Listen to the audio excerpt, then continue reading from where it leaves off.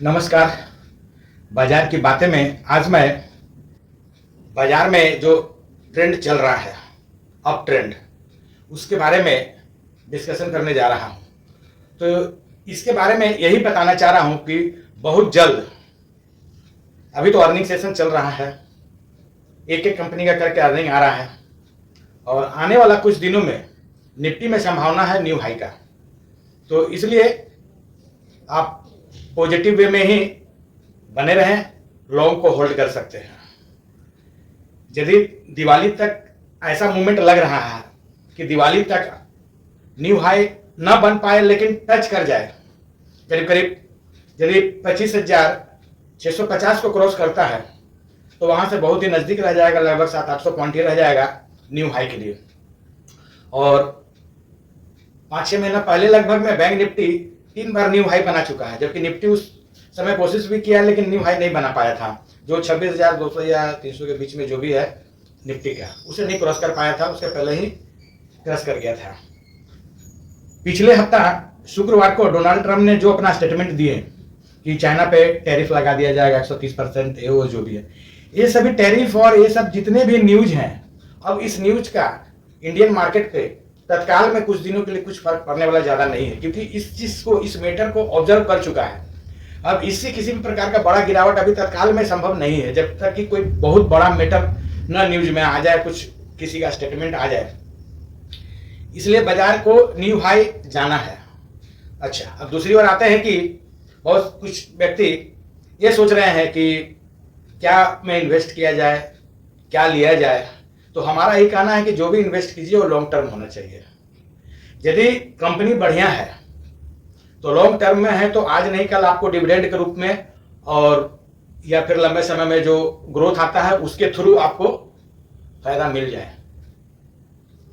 इसलिए लंबे समय के लिए बने रहिए और बाजार का लाभ लीजिए। यदि छोटे समय और यदि आप डेली ट्रेडिंग कीजिएगा, ट्रेडिंग के हिसाब से आप यदि मार्केट में है तो आपको नुकसान का भी सामना करना पड़ सकता है। तब आपको लगेगा कि आप जुआ खेल रहे हैं, मार्केट में है तो भाई जुआ है।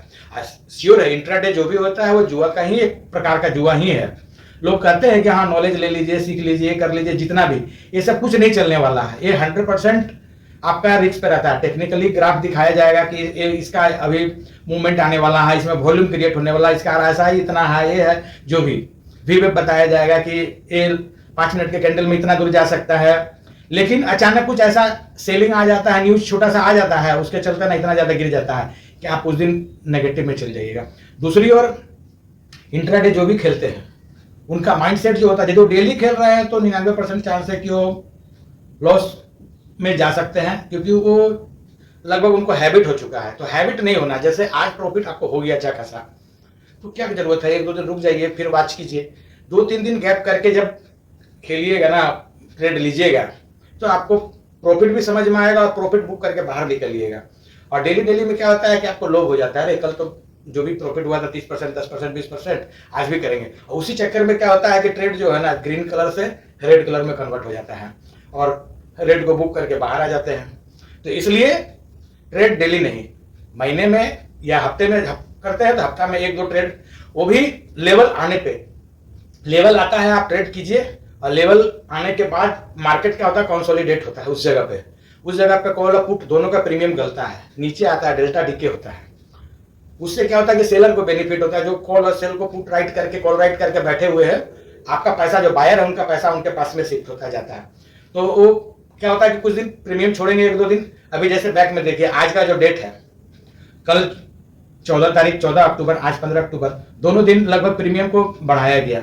1-2 दिन और मिलेगा प्रीमियम, वहां के बाद आपको एक्सपायरी की तैयारी करने लगेगा, प्रीमियम को धीरे धीरे डीके किया जाएगा, मार्केट हल्का हल्का शुरू में ऊपर जाएगा तो प्रीमियम डीके हो जाएगा। इसलिए इस चीज को समझना है कि बाजार में जब प्रीमियम छोड़ा जा रहा है मार्केट में, तो उस चीज को बुक कीजिए और उसमें बहुत ज्यादा लंबा बने नहीं रहने की जरूरत है। प्रॉफिट एक जो रेंज होता है, आपका जो टारगेट है, उस हिसाब से ही लेकर के दिन भर का 1 से 2 ट्रेड में आप हो जाइए। यदि पहला ही ट्रेड में लॉस हो जाता है, दूसरा ट्रेड लेने की जरूरत भी नहीं है, उस दिन के लिए आपका हो गया। यदि आप 100 में लेते हैं और आपका मान लीजिएगा स्टॉप लॉस लगाए हैं 80 में हिट हो गया, तो अब दोबारा ट्रेड का आज का जरूरत नहीं है। कम से कम आपका नीचे का जो है ना पूरा 80 सेफ है। और यदि आप 100 में लिए हैं और 120-25 चल जाए 115 से ऊपर, तो आप उसको 110 में आप फिर उसको बुक करके स्टॉप लॉस अपना उस जगह पे सेट करके छोड़ दिए, ताकि कम से कम आपको उतना पैसा, उतना प्रॉफिट मिले।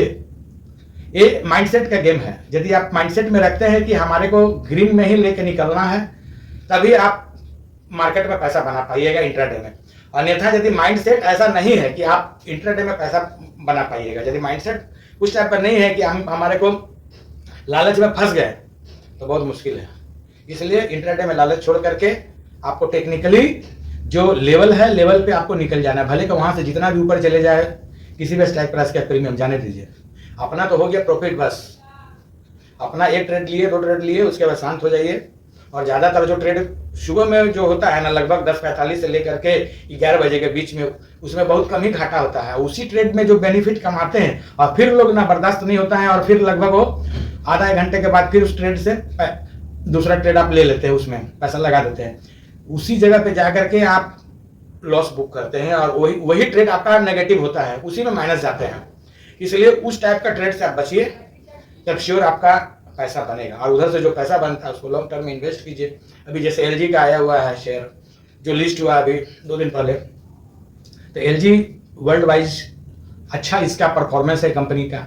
आने वाला दिन में हो सकता है कि ये 2 गुना भी हो सकता है। तो इसमें तो ज़्यादा चांस है कि खरीदारी होना चाहिए। इसका सारा चीज़ जो डेप्थ है या टर्नओवर जो बेनिफिट्स है, सारा चीज़ आप उसको स्टडी कीजिए, और उस आधार पर आप इसमें लॉन्ग टर्म में यदि अच्छा लगता है तो बने रहिए। इतना ही कह करके मैं अपने इस वीडियो को विराम देता हूं। यदि हमारा यह वीडियो अच्छा लगा तो लाइक, सब्सक्राइब जरूर कीजिएगा फ्रेंड्स, क्योंकि आपका सहयोग का हमारे को ज़रूरत भी है। इसलिए धन्यवाद।